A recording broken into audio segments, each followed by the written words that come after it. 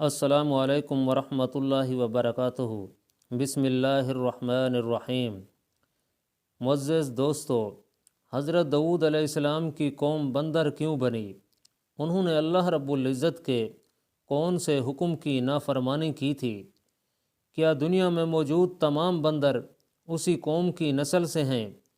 یہی ہماری آج کی ویڈیو کا موضوع ہوگا، اور آج ہم آپ کو حضرت داؤد علیہ السلام کی قوم کے متعلق مکمل معلومات فراہم کریں گے، جو یقیناً آپ کے علم میں اضافے کا باعث ہوں گی۔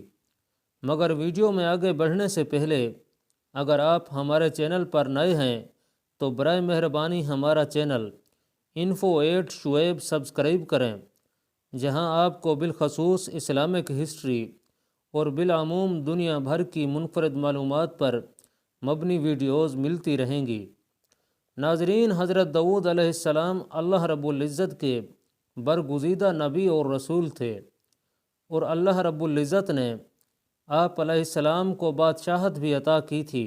انبیاء کرام علیہم السلام میں حضرت آدم علیہ السلام کے بعد حضرت داؤد علیہ السلام ہی وہ پیغمبر ہیں جنہیں قرآن کریم نے خلیفہ کے لقب سے نوازا۔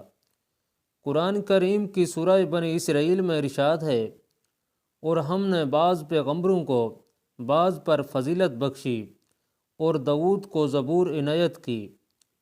ناظرین، حضرت داؤد علیہ السلام کی قوم کے 70,000 آدمی عقبہ کے پاس سمندر کے کنارے ایلا نامی گاؤں میں رہتے تھے، اور یہ لوگ بڑی فراخی اور خوشحالی کی زندگی بسر کرتے تھے۔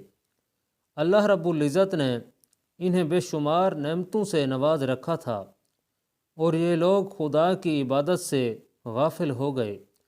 ناظرین، اللہ رب العزت نے ان لوگوں کا اس طرح امتحان لیا کہ ہفتے کے دن کا ادب ان پر لازم قرار دیا، اور اس دن مچھلی کا شکار ان لوگوں پر حرام فرما دیا، اور ہفتے کے باقی دنوں میں شکار حلال تھا۔ مگر اس طرح ان لوگوں کو آزمائش میں مبتلا فرما دیا کہ ہفتے کے دن بے شمار مچھلیاں آتی تھیں اور دوسرے دنوں میں کم آتی تھیں۔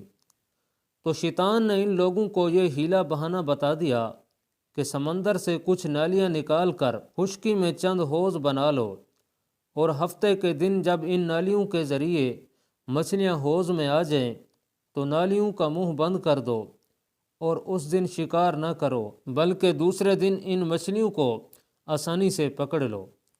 ناظرین، ان لوگوں کو یہ شیطانی ہیلا بازی پسند آ گئی، اور ان لوگوں نے یہ نہیں سوچا کہ جب مچھلیاں نالیوں اور حوضوں میں مقید ہو گئیں تو یہی ان کا شکار ہو گیا، تو ہفتے ہی کے دن شکار کرنا پایا گیا جو ان لوگوں کے لیے حرام تھا۔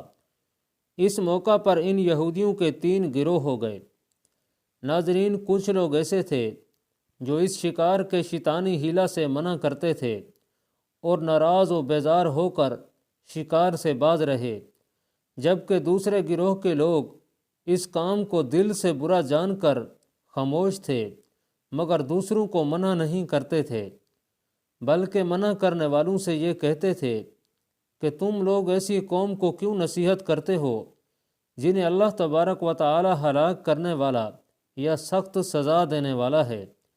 جبکہ تیسرا گروہ وہ سرکش اور نافرمان لوگ تھے جنہوں نے حکم خداوندی کی اعلانیہ مخالفت کی اور شیطان کی ہیلا بازی کو مان کر ہفتے کے دن شکار کر لیا اور ان مچھلیوں کو کھایا اور بیچا بھی۔ ناظرین، جب نافرمانوں نے منع کرنے کے باوجود شکار کر لیا تو منع کرنے والی جماعت نے کہا، اب ہم ان لوگوں سے کوئی میل ملاپ نہ رکھیں گے۔ چنانچہ ان لوگوں نے گاؤں کو تقسیم کر کے درمیان میں ایک دیوار بنا لی اور آمد و رفت کا ایک الگ دروازہ بھی بنا لیا۔ حضرت داؤد علیہ السلام نے غضبناک ہو کر شکار کرنے والوں پر لعنت فرما دی۔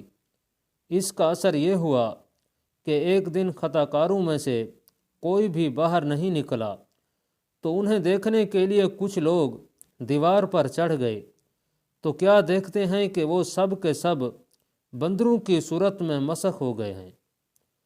اب لوگ ان مجرموں کا دروازہ کھول کر اندر داخل ہوئے تو وہ بندر اپنے رشتہ داروں کو پہچانتے تھے اور ان کے پاس آ کر ان کے کپڑوں کو سونگھتے تھے اور زاروں قطار روتے تھے، مگر لوگ ان بندر بن جانے والوں کو نہیں پہچانتے تھے۔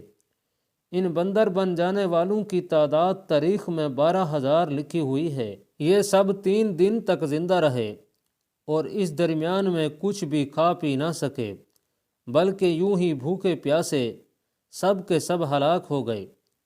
شکار سے منع کرنے والا گروہ ہلاکت سے سلامت رہا، اور صحیح قول یہ ہے کہ دل سے برا جان کر خاموش رہنے والوں کو بھی اللہ رب العزت نے ہلاکت سے بچا لیا۔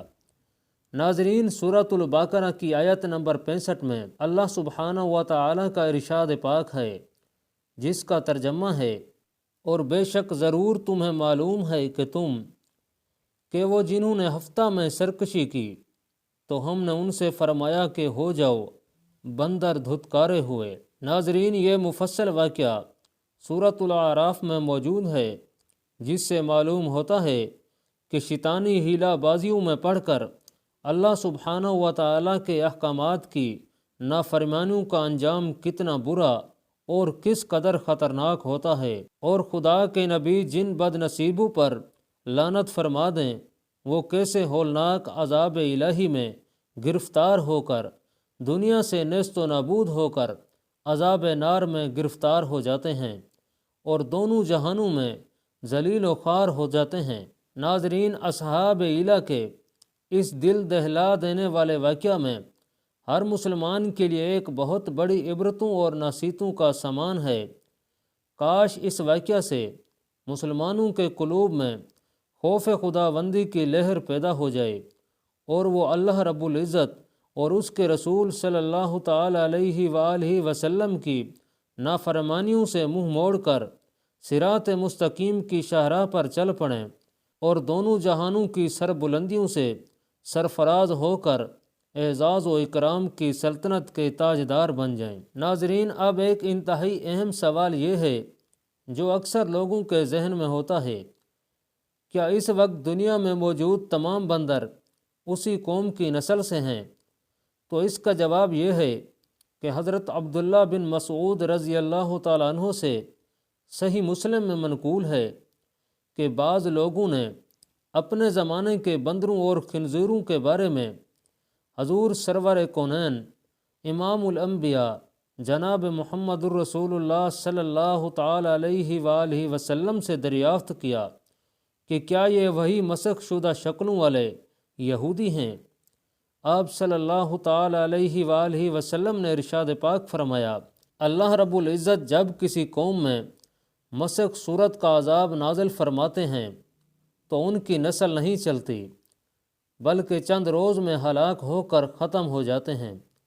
بندر اور خنزیر دنیا میں پہلے سے ہی موجود تھے۔ اللہ پاک کمی بیشی معاف فرمائے اور ہمیں اپنے پیارے حبیب حضرت محمد صلی اللہ علیہ وسلم کے طریقے مبارک پر زندگی گزارنے کی توفیق نصیب فرمائے، آمین۔